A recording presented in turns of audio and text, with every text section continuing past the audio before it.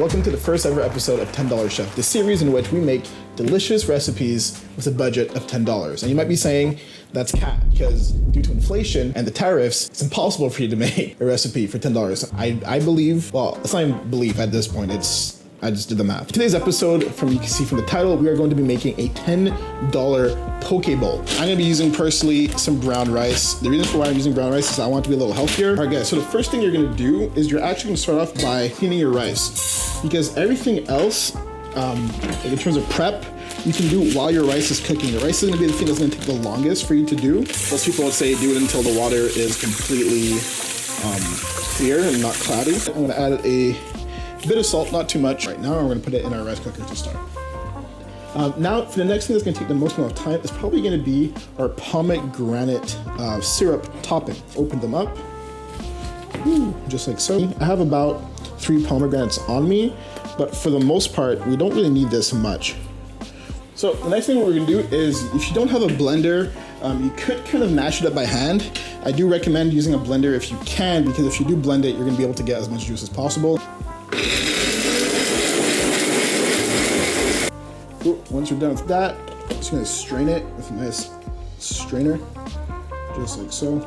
You should have most of the stuff in your fridge. If not, I mean, like, I'm not counting a couple of these things towards the actual recipe itself, because I feel like a lot of this stuff you should already have for the most part already if you do a lot of cooking.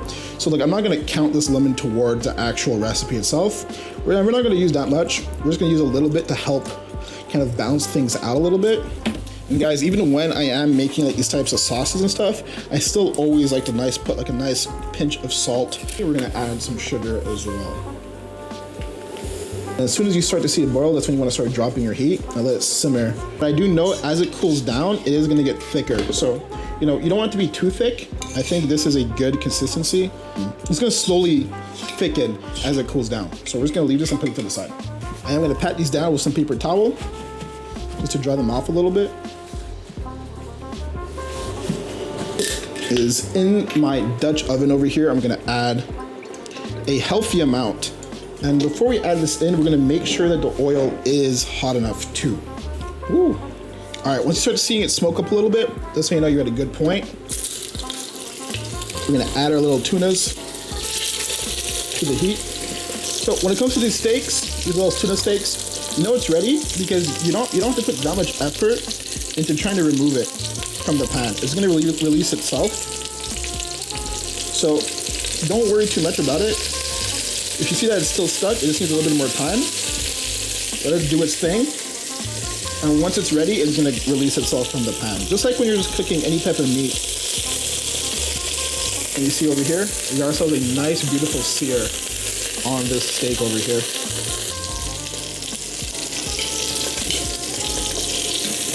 Cool, and then once you're happy with the color that you have over here and the cook, we're just gonna remove these. Just like so.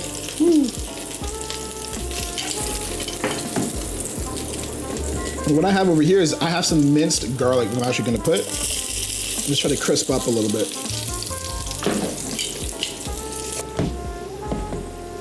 Doesn't matter if it's not perfect. And it's okay if your tuna is a little bit pink on the inside, as long as the heat has reached all the way there. We're gonna take these, we're gonna put them in a bowl. All right, so for our little soy sauce marinade, what we're gonna do is we're gonna be using fish sauce, soy sauce, which is gonna be the base of it, good amount of sesame oil. We're gonna also add some mirin. For fun, I'm gonna add in some sesame seeds in here as well. And we're gonna take that and just give it a nice mix. Cool, all right. So now the only thing that we have to do left is prepare everything else, which is really up to you. There's no real perfect way of, doing these. It's kind of up to you to kind of do it the style that you want. I'm gonna just do my avocados into cubes, cut off the ends, just like so. Get a peeler, peel off all that nasty stuff. You can just keep peeling it and just kind of get nice peel little sticks of carrot, just like so. So now you have like a nice little ribbon, some nice ribbons. we're gonna leave these. That's definitely more than enough. And if you wanna be a little fancy, you can take these, put them here, and you can just put a little bit of mirin in there. Woo. If you do wanna make them like a little bit more pickly, you can add a little bit of rice wine as well. Just like so. Kind of toss these around. I'll let these sit, and then once you're ready to actually use them, you're gonna see they're gonna have so much more flavor in comparison to if you were to just use straight carrots. The same thing is up to you. If you wanna keep your cucumber, and it's the same thing here with the cucumber. If you want, you could also kind of pickle them a little bit with the mirin, which is something that I might actually do with the carrots. Just remove all this green stuff over here. You have a bench scraper. Easily clean this up. Take this slicer, and you can start slicing some of your cucumbers, kind of like a little mandolin. And boom, you have some nice cucumbers. If you want to do them like this, the one that people love the most. Gives a lot of freshness and a lot of color and a lot of extra diversity to your dish as well. Nice. If you want to be super bougie about it, you do it from a little bit of a slant on the side. Just like that. Get your bench scraper, just like that. Boom, easy peas, easy pick'ems. Now that I have everything ready, I'm gonna flip this on to the titanium side so it doesn't melt potentially. We have our rice, as you can see, that's nice and ready.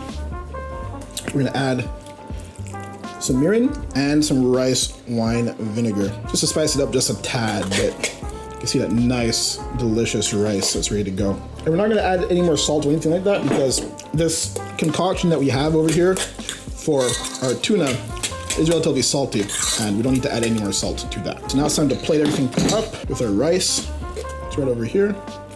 We're gonna go with our tuna that I'm gonna put basically just right in the middle, just like so, as much as possible.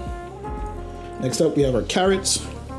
We're gonna place these carrots and this cucumber on the sides of our bowl. And this carrot is pickled, so it is just like slightly pickled, like a quick, fast, just like a little extra zazz in it, really. We have our avocado right over here that we're gonna take. We're also gonna place right on the side, just like so. This is gonna help add a nice creaminess to it as well. We have our pomegranates that we're gonna just toss all on top of it, honestly, on top of all of this, and drizzle our nice, beautiful pomegranate glaze. For a little bit of extra umami-ness in there, don't be afraid to go in with some Kewpie mayo. Nice bit of Kewpie. For a little bit of heat, add some sriracha.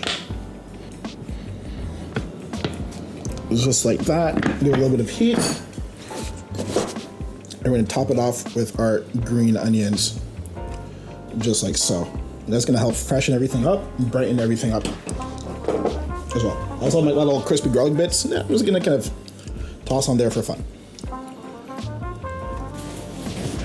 Now, obviously, not everything that I bought to make this cost me $10. That would be a little bit ambitious.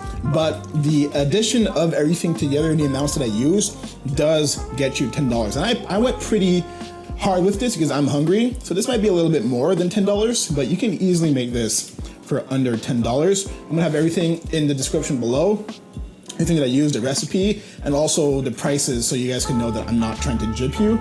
But guys, you guys have yourself right here a delicious poke bowl that you made from scratch at home. This is gonna be marvelous, it's gonna be amazing. I can't wait to eat it. Cheers. Oh, this is fantastic.